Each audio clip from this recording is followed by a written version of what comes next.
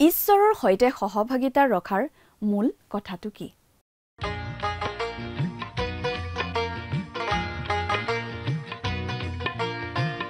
আজিৰে পবিত্ৰ ক্ষণতে উজলি উঠা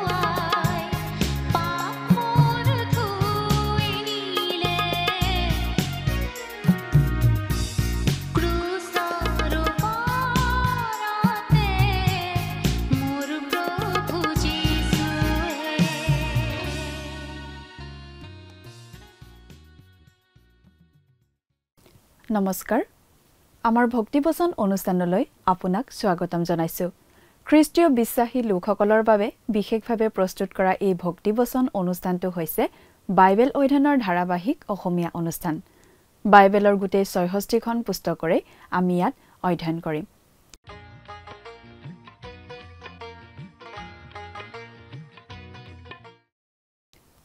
প্ৰিয় দৰ্শক আমি এতিয়া বাইবেলৰ নতুন নিয়ম খণ্ডৰ যোহনৰ প্ৰথম পত্ৰ বা চমুকৈ প্ৰথম যোহন নামৰ পুস্তকখন অধ্যয়ন কৰি আছো যোৱা অনুষ্ঠানত আমি এই প্ৰথম যোহন পুস্তকৰ প্ৰথম অধ্যায়ৰ ৩ পৰা ৫ নম্বৰ পদলৈকে পঢ়ি তাৰ ভিত্তিত আলোচনা আগবঢ়াইছিলো আজিৰ অনুষ্ঠানত আমি এই প্ৰথম যোহন পুস্তকৰ প্ৰথম অধ্যায়ৰ ৬ আৰু ৭ নম্বৰ পদলৈকে পঢ়ি তাৰ ভিত্তিত আগবঢ়োৱা আলোচনা শুনিবলৈ পাম এই পত্ৰখনৰ প্ৰস্তাৱনা হিচাপে আমি এটা গুৰুত্বপূৰ্ণ বিষয় পাওঁ সেইটো হৈছে ঈশ্বৰ পোহৰ পত্ৰখনত যোহনে কৈছে ঈশ্বৰৰ সৈতে কেনেদৰে সহভাগিতা ৰাখিব লাগে বা ঈশ্বৰৰ সৈতে আমাৰ সহভাগিতাৰ মূল ভিত্তিটো কি সেই কথা আজি প্ৰতিজন খ্ৰীষ্টীয় বিশ্বাসীৰ বাবে এটা অতি ডাঙৰ আশীৰ্বাদৰ কথা এই যে আমি ঈশ্বৰৰ সৈতে সহভাগিতা ৰাখিব পাৰো আমি ঈশ্বৰৰ সৈতে কেনেদৰে সহভাগিতা ৰাখিব পাৰো ইয়াতে এটা দ্বিধাৰ কথা আছে কাৰণ ঈশ্বৰ হৈছে পবিত্ৰ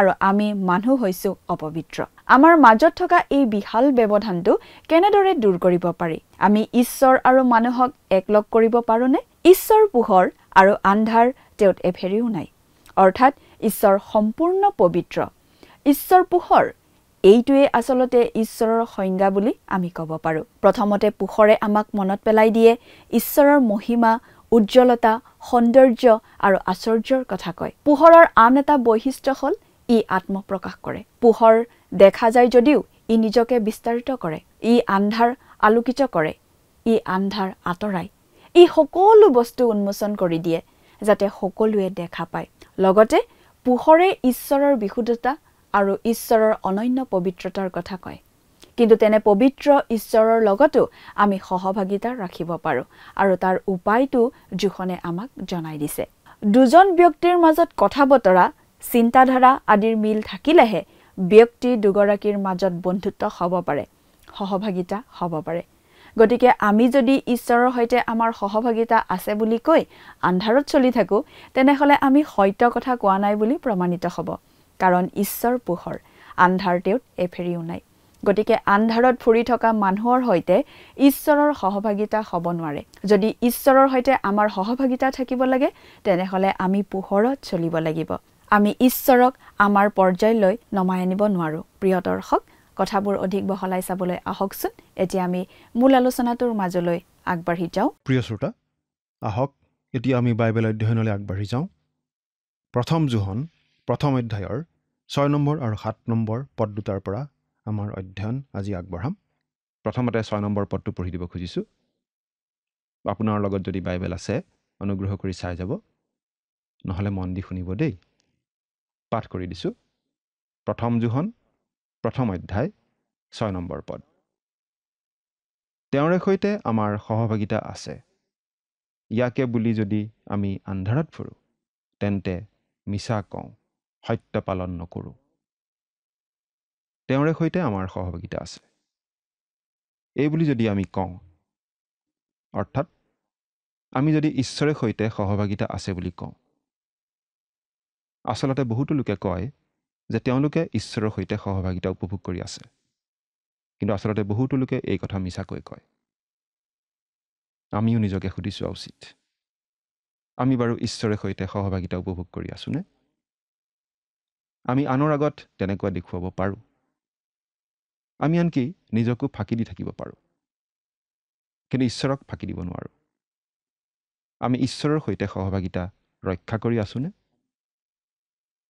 আমি ঈশ্বৰৰ সৈতে সহভাগিতা ৰক্ষা কৰি আছোনে নাই তাৰ প্ৰমাণ আমি নিজেই পৰীক্ষা কৰি চাব পাৰোঁ সেই কথাটো ইয়াত স্পষ্টভাৱে জনাই দিয়া হৈছে গোটেই পদটো পঢ়িলে আমি সেই কথা বুজি পাওঁ তেওঁৰে সৈতে আমাৰ সহভাগিতা আছে ইয়াকে বুলি যদি আমি আন্ধাৰত ফুৰোঁ তেন্তে মিছা কওঁ সত্য পালন নকৰোঁ ইয়াত যোহনে কি কৈছে আপুনি নিশ্চয় বুজি পাইছে বুজি নোপোৱাৰ কথাই নুঠে কাৰণ ইয়াত কথাখিনি অতি চিধা চিধিকৈ পোনে পোনে কোৱা হৈছে স্পষ্টভাৱে, নহয়নে বাৰু? তেওঁ কৈছে যে আমি মিছা কওঁ, সত্য পালন নকৰোঁ। আন মানুহক মিছলীয়া বুলি ক'বলৈ আমাৰ প্ৰায়েই বেয়া নালাগে, আমি ভালেই পাওঁ। কিন্তু আনক মিছলীয়া বুলি কোৱাটো ভাল কথা নহয়। কিন্তু তথাপি ইয়াত জোহনে কৈছে যে আমি যদি ঈশ্বৰৰ সৈতে সহভাগিতা আছে বুলি কওঁ, অথচ আমি আন্ধাৰত ফুৰোঁ, অৰ্থাৎ পাপত মজি থাকোঁ, তেন্তে আমি মিছলীয়া। এই কথাটো আমি কোৱা নাই, ক'বলৈ আমাৰ ভাল নালাগে, কিন্তু এই কথাটো বাইবেলত কোৱা হৈছে। পাচনি জোহনৰ যোগেদি ঈশ্বৰে কৈছে। পাচনি জোহনক প্ৰেমৰ পাচনি বুলি কোৱা হয়। সেই ধাৰণাটো মানুহৰ মনত সোমাই যোৱা কাৰণে পাচনি জোহনক অতি মৃদুভাষী, অতি কোমল অন্তৰৰ, নাৰী সুলভ লোক বুলি মানুহে ভাবিব খোজে। কিন্তু পাচনি জোহন জানো তেনেকুৱা আছিল? বাইবেলত তেওঁৰ বিষয়ে আমি কি পাওঁ? আপোনাৰ হয়তো মনত আছে যে প্ৰভু যীশুৱে পাচনি জোহনক বজ্ৰপাতৰ পুত্ৰ বুলি কৈছিল, মেঘ গৰ্জনৰ পুত্ৰ। বিজুলী ঢেৰেকনিৰ কথা মনলৈ আহিলে আমাৰ মনত কেনেকুৱা লাগে বাৰু? এবাৰ চিন্তা কৰি চাওকচোন। জোহন নাৰী সুলভ, কোমলমতীয়া, পেনপেনীয়া স্বভাৱৰ লোক নাছিল। তেওঁ আছিল এজন বিশাল কৰ্মঠ শৰীৰৰ ৰুক্ষ মাছমৰীয়া, সম্পূৰ্ণ পৌৰুষ সম্পন্ন কৰ্মদক্ষ লোক, সুন্দৰ সুঠাম পুৰুষ। আৰু সেই জোহনেই ইয়াত আমাক কৈছে যে আমি যদি ঈশ্বৰৰ সৈতে আমাৰ সহভাগিতা আছে বুলি কওঁ, অথচ আমি আন্ধাৰত ফুৰোঁ, তেন্তে আমি মিছলীয়া, আমাৰ কথাত সত্যতা নাই। কিয় বাৰু? কাৰণ ঈশ্বৰ পবিত্ৰ, ঈশ্বৰ পোহৰ। আন্ধাৰৰ সৈতে, পাপৰ সৈতে তেওঁৰ সহভাগিতা হ'ব নোৱাৰে। আমি দুখেৰে সৈতে স্বীকাৰ কৰিবই লাগিব যে আজি তথাকথিত খ্ৰীষ্টিয়ানসকলৰ মাজত নানা ধৰণৰ পাপ কাৰ্যৰ কথা আমি শুনিবলৈ পাওঁ, পঢ়িবলৈ পাওঁ। সেই কথাবোৰৰ সকলোবোৰ সঁচা হয়তো নহ'বও পাৰে, কিন্তু অলপ হ'লেও সত্যতা নিশ্চয় আছে। অলপতে এটা বিশেষ দলৰ বিষয়ে বাতৰি কাকতত এটা খবৰ ওলাইছিল যে সেই দলটোৰ মাজত নানা ধৰণৰ ব্যভিচাৰ আৰু অপকৰ্ম চলি থাকে। অথচ সেই বিশেষ দলটোৱে মচীৰ বিধান পালন কৰাৰ বিষয়ে খুব কথা কয় আৰু তেওঁলোকে উন্নত মানদণ্ডৰ জীৱন ধাৰণ কৰি থকা বুলি দাবী কৰে। কিন্তু 10 আজ্ঞাৰ এটা আজ্ঞা হৈছে তুমি ব্যভিচাৰ নকৰিবা।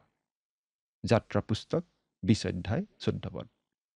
কিন্তু সেই কথাটো তেওঁলোকে বেলেগ ধৰণে ব্যাখ্যা কৰি দিব খোজে।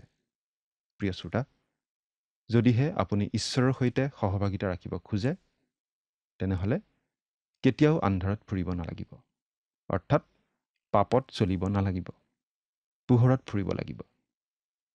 যদিহে আমি আন্ধাৰত ফুৰোঁ, তেনেহ'লে আমি ঈশ্বৰৰ সৈতে ফুৰিব নোৱাৰোঁ, কাৰণ ঈশ্বৰক আমি আমাৰ পৰ্যায়লৈ নমাই আনিব নোৱাৰোঁ।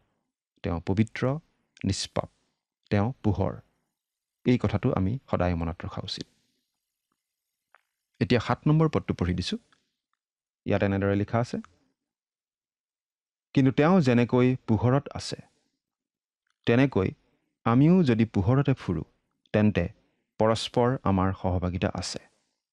আৰু তেওঁৰ পুত্ৰ যীশুৰ তেজে সকলো পাপৰ পৰা আমাক শুচি কৰে। আমি যদি পোহৰত ফুৰোঁ, পোহৰত ফুৰা মানে বাৰু কি? ইয়াৰ ব্যাখ্যা বহু ধৰণে দিয়া দেখা যায়। কিন্তু আমি পোহৰত ফুৰা মানে প্ৰথমতেই বুজি পাওঁ ঈশ্বৰৰ বাক্যৰ পোহৰত ফুৰা কথাটো। ডক্টৰ হেৰী আইৰনছাইড নামৰ বিখ্যাত বাইবেল ব্যাখ্যাকাৰ এজনে এই পদটো সম্বন্ধে তেওঁৰ মনত যি খেলিমেলি লাগিছিল সেই কথাটো উল্লেখ কৰিছে। আমি পোহৰত ফুৰিলে প্ৰভু যীশুৰ তেজে আমাক সকলো পাপৰ পৰা শুচি কৰে, এই বুলি সিদ্ধান্ত কৰি তেওঁ এই পদটো বাৰে বাৰে পঢ়ি মত প্ৰকাশ কৰিছিল। যদি আমি ঈশ্বৰৰ বাক্য অনুসাৰে চলোঁ, তেতিয়া ঈশপুত্ৰ যীশুখ্ৰীষ্টৰ তেজে আমাক সকলো পাপৰ পৰা শুচি কৰে। তেওঁ এই কথা ভাবিছিল যে আমি যদি ঈশ্বৰৰ সকলোবোৰ আজ্ঞা পালন কৰি থাকোঁ, তেতিয়া ঈশ্বৰে আমাক শুচি কৰে। কিন্তু তেওঁ আকৌ ভালদৰে পঢ়ি চাই এইটো বুজিলে যে এই পদটোত ঈশ্বৰৰ বাক্য অনুসাৰে চলাৰ কথা কোৱা হোৱা নাই, কিন্তু আমি পোহৰত চলাৰ কথাহে কৈছে। প্ৰয়োজনীয় কথাটো হৈছে আমি ক'ত চলোঁ সেইটোহে, আমি কেনেকৈ চলোঁ সেইটো নহয়। অৰ্থাৎ আমি ঈশ্বৰৰ উপস্থিতিলৈ আহিব লাগিব আৰু ঈশ্বৰৰ বাক্যক আমাৰ জীৱনত থকা পাপবোৰ আঙুলিয়াই দিবলৈ দিব লাগিব। বহু সময়ত আমি আন্ধাৰত ফুৰি নিজকে ঠিকে থকা বুলি ভুল কৰি থাকিব পাৰোঁ। এই কথাটো বুজি পাবলৈ আমি এটা সৰু উদাহৰণ দিব খুজিছোঁ। এবাৰ এজন বিখ্যাত বাইবেল শিক্ষকে চিকাৰ কৰিবলৈ গৈছিল। লগত এটা শ্বটগান লৈ তেওঁ এজন বন্ধুৰ সৈতে চিকাৰ কৰিবলৈ গৈছিল, কেৰ্কেটুৱা চিকাৰ। তেওঁ এনেদৰে লিখিছিল, আমি বহু সময় ধৰি চিকাৰ কৰিলোঁ, বেছ ভাল লাগিছিল। কিছুদূৰ আগুৱাই গৈ আমি এটা কেঁকুৰি পালোঁ। তাতে দুফালে দুটা বাট গৈছিল। বন্ধুজনে ক'লে, আপুনি সোঁফালে যাওক, মই বাওঁফালে যাওঁ, মাজতে সৰু পাহাৰখন। দুয়োটা বাটেৰে গৈ আমি পাহাৰটোৰ সিটো পিনে আকৌ লগ হ'মগৈ। সেই সময়তে বৰষুণ আহোঁ আহোঁ কৰি আছিল। মাজতে দুবাৰমান কিনকিনীয়া বৰষুণো আহিছিল। আমি দুয়ো দুফালে যাবলৈ ধৰাৰ পাছতেই বৰষুণ আহিব ধৰিলে। মই কিছুদূৰ অকলে গৈ থাকিলোঁ আৰু পাহাৰটোৰ সিটো ফাল পালোঁগৈ। সেই পাহাৰটোত কেইবাটাও গুহা দেখিবলৈ পালোঁ, কিন্তু যেতিয়া জোৰকৈ বৰষুণ আহিব ধৰিলে তেতিয়া মই বৰষুণত তিতিব ধৰিলোঁ। গতিকে মই এটা গুহাৰ ভিতৰত চুঁচৰি সোমালোঁ। সেই আন্ধাৰ গুহাটোৰ ভিতৰত প্ৰায় আধা ঘণ্টামান সময় বহি থাকিলোঁ। মোৰ লাহে লাহে ঠাণ্ডা লাগি আহিব ধৰিছিল, গতিকে অলপ শুকান ডাল পাত গোটাই লৈ একুৰা জুই ধৰিলোঁ। জুই জ্বলি উঠাৰ লগে লগে মই গুহাটোৰ ভিতৰখন দেখিবলৈ পালোঁ। দেখি মই আচৰিত হ'লোঁ। গুহাটোৰ ভিতৰত অসংখ্য জেঠী আৰু মকৰা, আৰু এটা চুকত দেখিলোঁ এডাল প্ৰকাণ্ড সাপ মেৰিয়াই পৰি মোলৈকে চাই আছে। মই আৰু অলপো দেৰি নকৰি খুব বেগাবেগিকৈ সেই গুহাটোৰ পৰা ওলাই আহিলোঁ। বাহিৰত বৰষুণ। মই বৰষুণত তিতি জুৰুলা জোপোৰা হ'লোঁ, কিন্তু আকৌ সেই গুহাৰ ভিতৰলৈ সোমাই নগ'লোঁ। প্ৰিয় শ্ৰোতা, এই উদাহৰণটোৰ পৰা আমি কিছুমান কথা বুজি পাওঁ।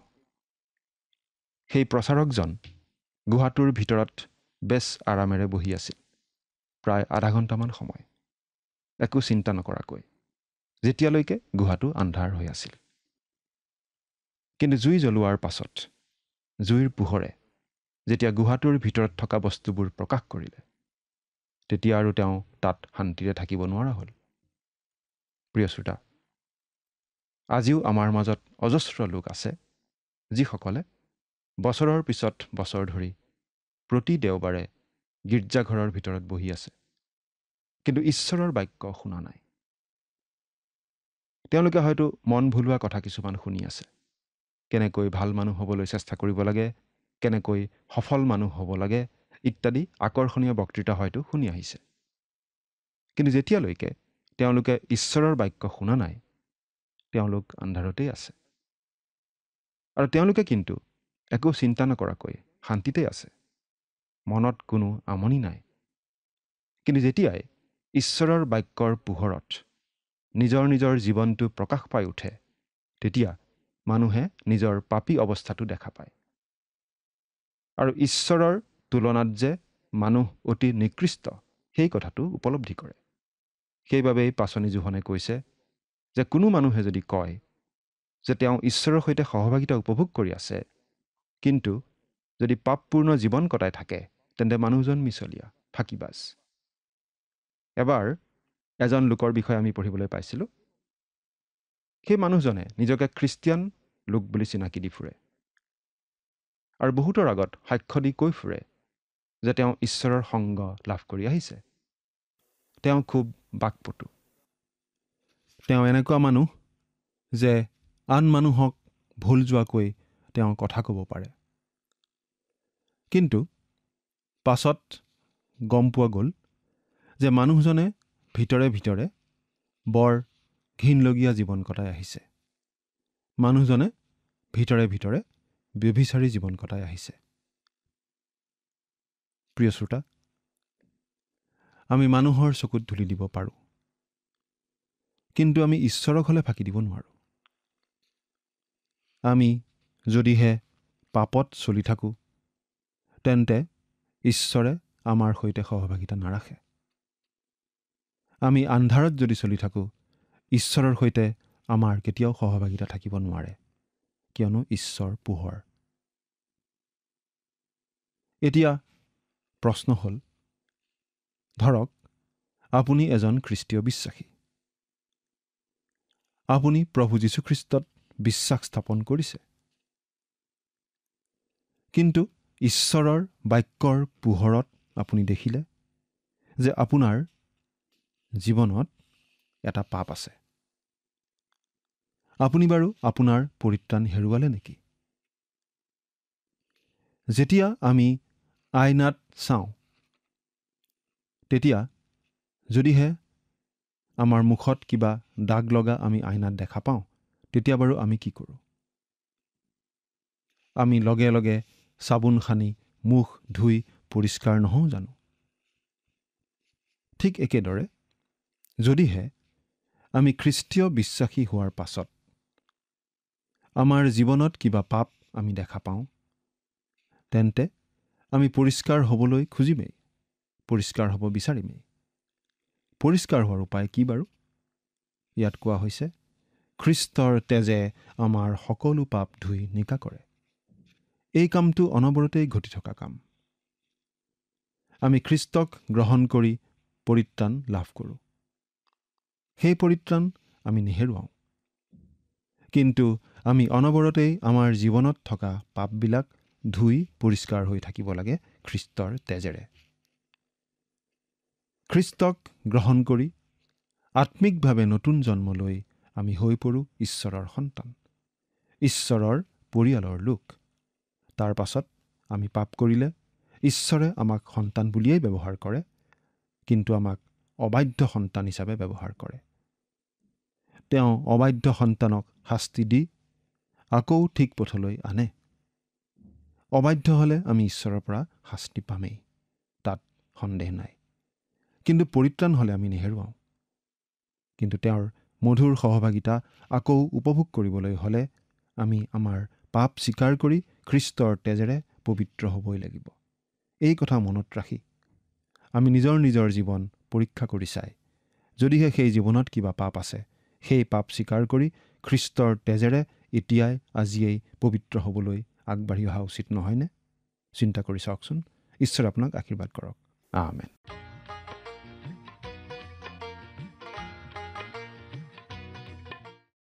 যেতিয়া আমি পোহৰত ফুৰোঁ, তেতিয়া ঈশ্বৰৰ সৈতে আমাৰ সহভাগিতা সম্ভৱপৰ হয়। আৰু যেতিয়া ঈশ্বৰৰ সৈতে আমাৰ সহভাগিতা থাকে, তেতিয়া আমাৰ পৰস্পৰৰ মাজতো সহভাগিতা থকাটো সম্ভৱপৰ হয়। যেতিয়া আমি পোহৰত চলোঁ, অৰ্থাৎ ঈশ্বৰৰ বাক্যৰ পোহৰত চলোঁ, তেতিয়া আমাৰ জীৱনত থকা পাপ, দুৰ্বলতা আদি আমি দেখা পাওঁ আৰু সেই পাপবোৰ আমি মানি লওঁ আৰু স্বীকাৰ কৰি ক্ষমা বিচাৰোঁ। তেতিয়া আমাক খ্ৰীষ্টই শুচি কৰে আৰু তেতিয়াহে ঈশ্বৰৰ সৈতে আমি সহভাগিতা উপভোগ কৰিব পাৰোঁ। তেনেদৰে চলিলেহে আমি আন খ্ৰীষ্টীয় বিশ্বাসীসকলৰ সৈতে প্ৰকৃত অৰ্থত সহভাগিতা উপভোগ কৰিব পাৰোঁ। গতিকে ঈশ্বৰৰ সৈতে সহভাগিতা ৰখাৰ মূল কথাটো হৈছে ঈশ্বৰৰ বাক্যৰ পোহৰত নিজৰ জীৱন পৰীক্ষা কৰি চাই সকলো পাপ অপৰাধৰ বাবে মন পালটন কৰি ক্ষমা বিচাৰি চলি থকা। প্ৰিয় দৰ্শক, আজিলৈ আমাৰ অনুষ্ঠানটো ইমানতে সামৰণি মাৰিব খুজিছোঁ। পৰৱৰ্তী অনুষ্ঠানত আপোনালোকক পুনৰ লগ পোৱাৰ আশা ৰাখিছোঁ। সামৰণি মৰাৰ আগতে আহকচোন আমি খন্তেক প্ৰাৰ্থনাত মূৰ্ণত কৰোঁ হওক। স্বৰ্গত থকা অতি মৰমীয়াল দয়ালু পিতৃ ঈশ্বৰ, প্ৰভু তোমাক ধন্যবাদ দিওঁ। তোমাৰ পবিত্ৰ বাক্য অধ্যয়নৰ সুন্দৰ সময় তুমি আমাক প্ৰত্যেককে দান কৰাৰ বাবে। দয়ালু মৰমীয়াল পিতৃ ঈশ্বৰ, সেইমতে প্ৰাৰ্থনা কৰিছোঁ তোমাৰ চৰণত, তোমাৰ যি পবিত্ৰ বাক্য আমি অধ্যয়ন কৰিলোঁ, এই বাক্যবোৰ যাতে প্ৰত্যেকেই নিজৰ হৃদয়ত প্ৰভু ৰাখি যাতে সেই বাক্যবোৰ তেওঁলোকে সেইমতে চলি যাব পাৰিব, তেনে তুমি আশীৰ্বাদ কৰিবা। আৰু প্ৰভু যাতে যি প্ৰেমৰ কথা আমি শিকিলোঁ সেই প্ৰেম যাতে তেওঁলোকে আনক নিস্বাৰ্থভাৱে কৰিব পাৰিব আৰু তোমাৰ সন্তান হোৱাৰ সেই পৰিচয় যাতে তেওঁলোকে দিবলৈ পাৰিব তেনে আশীৰ্বাদ কৰা এই সকলো যাচনা মহান ত্ৰাণকৰ্তা প্ৰভু যীশু খ্ৰীষ্টৰ নামত অৰ্পণ কৰিলোঁ আমেন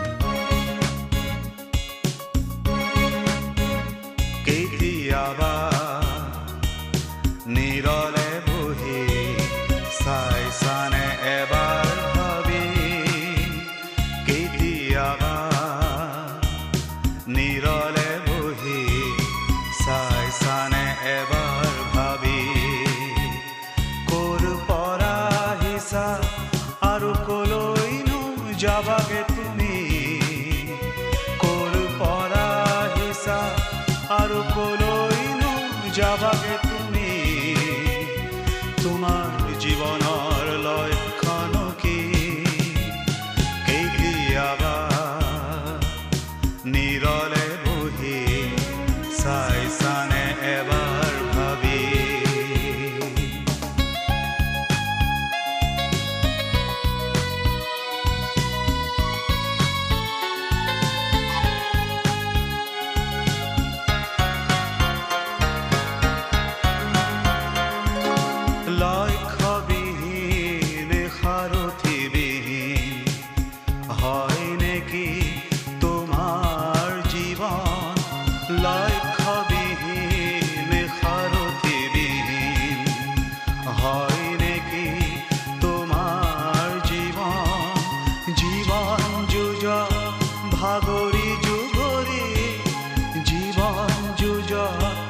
ভাগৰি যুগৰি খাইছানে বাৰু লতি ঘটি খাইছানে বাৰু লতি ঘটি তোমাৰ জীৱনৰ লক্ষণ কি কেতিয়াবা নিৰলে বহি চাইছানে এবাৰ ভাবি